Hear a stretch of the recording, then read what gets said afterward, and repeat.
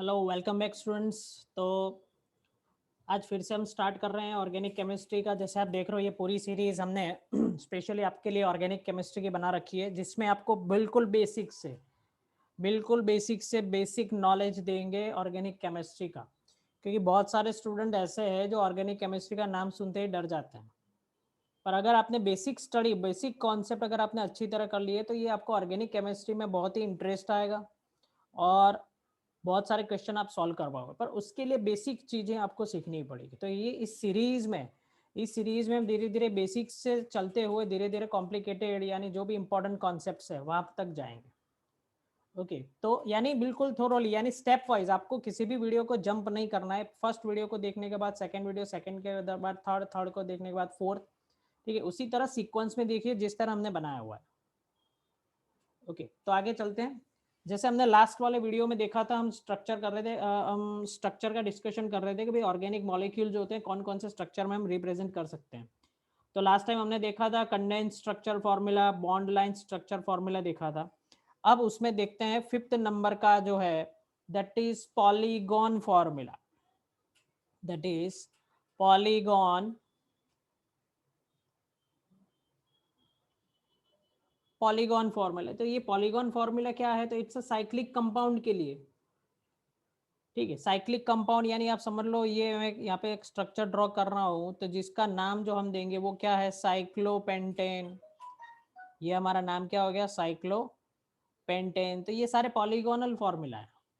जैसे हमने यहाँ पे ड्रॉ कर लिया, ये ट्राइंगल जैसा शेप आपको दिख रहा है, पर आप समझ सकते हैं यहाँ पे 3 कार्बन है, 1, 2 और 3। अगर 3 कार्बन होगा तो उसको हम नाम देते हैं प्रोपेन। ठीक है, जिसको हम नाम देते हैं प्रोपेन। अगर ये साइक्लिक है तो इसको नाम क्या देंगे? साइक्लोप्रोपेन। फिर यहाँ पे हम नाम दे देते हैं, ये अगर स्क्वायर जैसा अगर आपको दिख रहा है तो ये हो जाएगा 4 कार्बन एटम है तो ये हो जाएगा ब्यूटेन। ठीक है, ये ब्यूटेन हो जाएगा, पर यहाँ पे क्या होगा? ये साइक्लो ब्यूटेन। एक और थोड़ा सा हायर क्लास वाला ले लेते हैं यहाँ पे, ये हो गया साइक्लो। ठीक है, ये 6 कार्बन एटम है यहाँ पे, 1, 2, 3, 4, 5, 6, तो इसका नाम हो जाएगा hexane.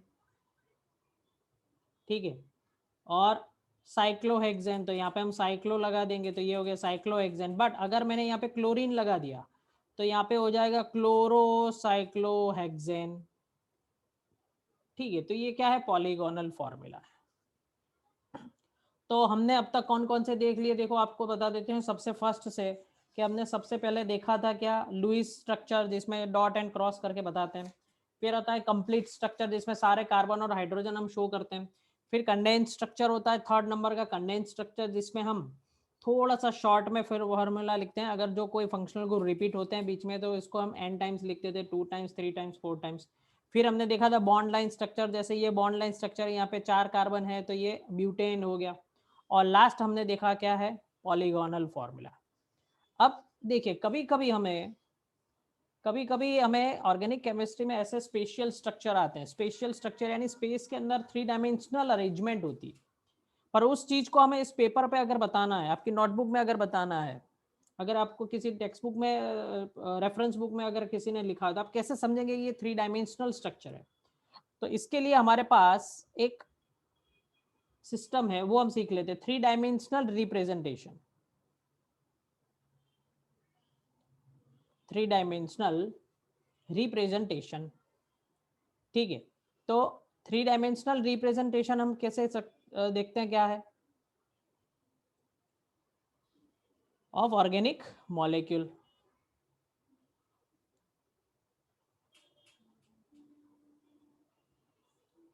Three dimensional representation of organic molecule. तो यहाँ पे मैं एक स्ट्रक्चर ड्रॉ कर रहा हूँ जिसको आप समझना अच्छी तरह। ये हाइड्रोजन ड्रॉ किया मैंने, ये हाइड्रोजन ड्रॉ किया। यहाँ पे मैं कुछ वाईफाई जैसा आपको सिग्नल बता रहा हूँ, तो ये है H। और यहाँ पे मैं इस तरह का कुछ स्ट्रक्चर ड्रॉ कर रहा हूँ जिसके अंदर मैं इस तरह डार्क कर दूंगा,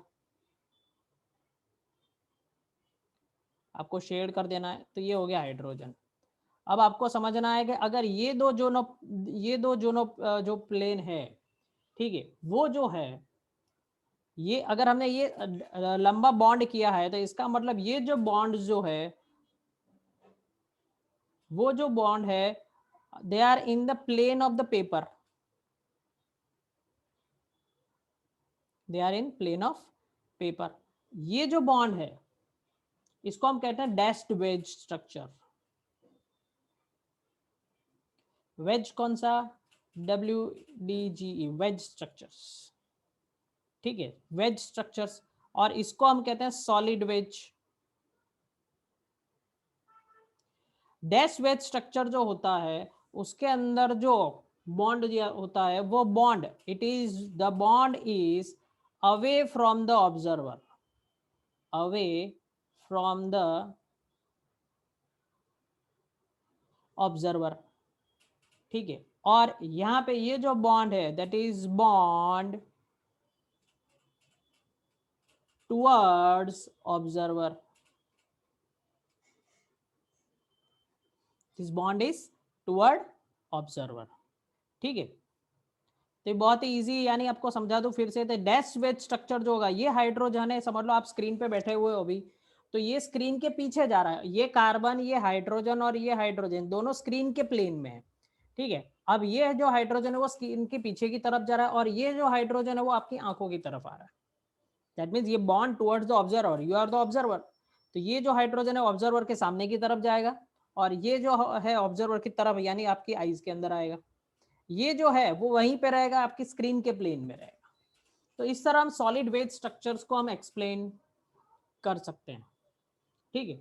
तो ये बहुत ही इंपॉर्टेंट होता है, जैसे जैसे हम आगे आइसोमर्स, ऑप्टिकल आइसोमर्स और सब सीखेंगे 11th 12th में, JEE नीट के लिए, तो इसमें ये कॉन्सेप्ट बहुत ही हेल्पफुल होगा आपको।